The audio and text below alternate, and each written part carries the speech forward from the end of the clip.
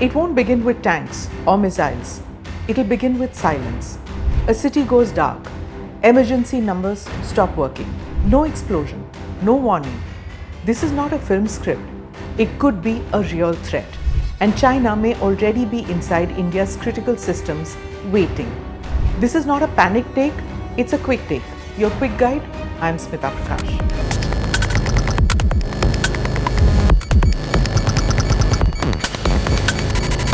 What is a kill switch? A kill switch is a hidden command built into a system. It allows someone to shut it down instantly, like turning off a light with one tap.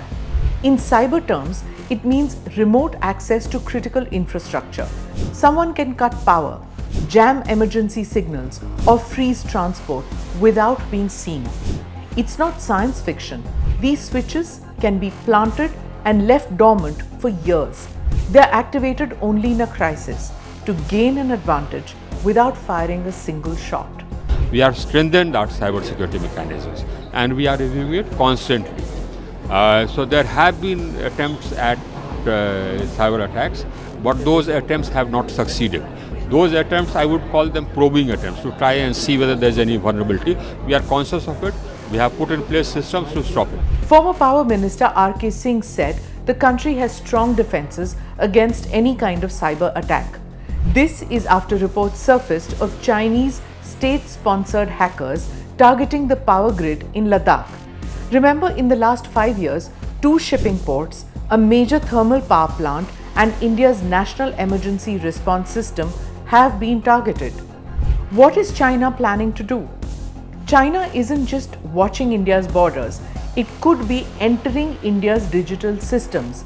Hackers linked to China have breached India's power grid, ports, and emergency services. They used advanced tools like Shadow Pad, a powerful piece of malware used silently to slip into systems staying hidden.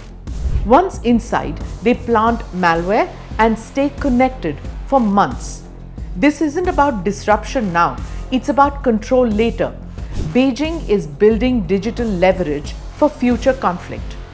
Why it matters? This is no longer just about border tension or cyber theft. This is preparation for a different kind of war. The malware doesn't destroy, it waits. Power grids, cities, hospitals, airports, and even defense hubs. If triggered, it could paralyze India without a single bullet. This isn't unique to India. The US discovered a similar pattern in 2023.